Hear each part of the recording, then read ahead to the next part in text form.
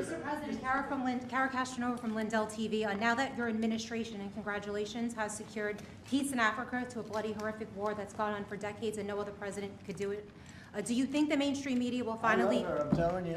No other, but you're right, no other president could do it. They tried and they didn't even try, I don't think. I actually don't think they tried. Do you think Biden tried? He didn't know he was alive. Do you think the mainstream media will finally give you credit where credit is due? No, the media will never give me credit, but the people give me credit. That's why I'm here. The people didn't give me, that's why we're here in a landslide. We got all 7 states, we won the popular vote. So the media won't give me credit, but the people give me credit. That's more important to me. You're going to go down as a peacemaker. You're also going to go down with the president who had 0 border crossings in May. You secured the border most than anybody has ever done. But I don't know if you know this. You're on track right now to have the lowest murder rate in history in this country. And I think a lot largely go to the fact we closed down the border. Do you want to comment on that? You might go down as the lowest murder rate in U.S. history. Yeah, I saw that the other day, and it's an honor. I mean, and that's really even better because, you know, we've taken a lot of illegals into the country through the Biden administration that are murderers, 11,888 to be exact. And many of them are now gone. We got rid of them. They're back where they belong. But so it's a great honor. You know, if you took that out, the numbers would be even better. They've created a lot of problems. You Truth Social earlier about getting money to the air traffic controllers and the big, beautiful bill, which hopefully, praise God, if we get this thing signed. What does that mean to that industry that have been suffering the last couple of years, quite a decade of being underfunding, and how that changed the safety of air travel? Well, they've underfunded the airports for years, and I started the process of getting it completed in terms of the equipment necessary to land the planes, where the planes, like the helicopter accident with the plane, would have never happened if they had the right modern equipment. It would have been, bells and whistles would have been going on all over the place. And I had that all set, but when I wasn't here, they totally dropped it. You had a terrible head of transportation. We have a very good one now, Sean Duffy. But you had Buttigieg, and he didn't know a damn thing. He'd ride to work on his bicycle. He didn't know what the hell was going on. He was terrible. So he totally dropped that. It was a project that should have happened, and I was all set.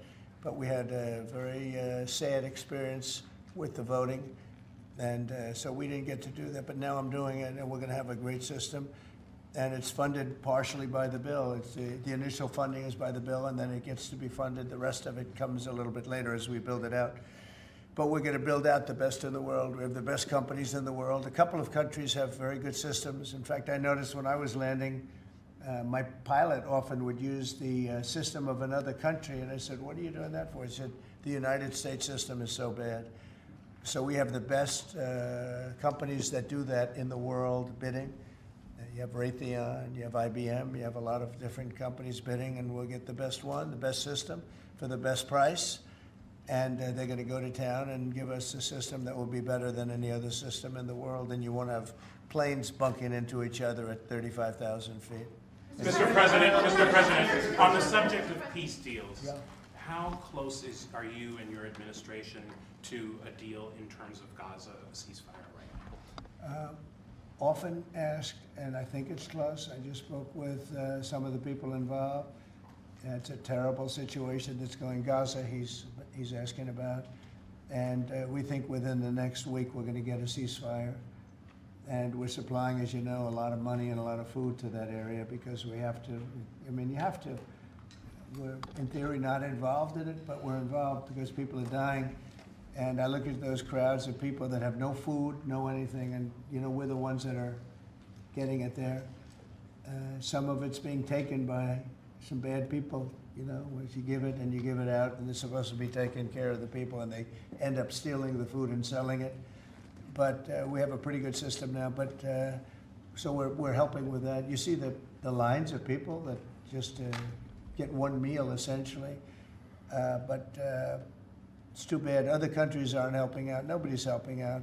We're doing that because I think we have to on a humanitarian basis. Like this, we didn't have to get involved in Africa, but we did because we thought it was, I mean, I've been reading, like J.D. said, he's, you know, from much of his life. He's been just seeing this about this brutal war, and it actually got a lot of publicity because of the level of brutality. Right?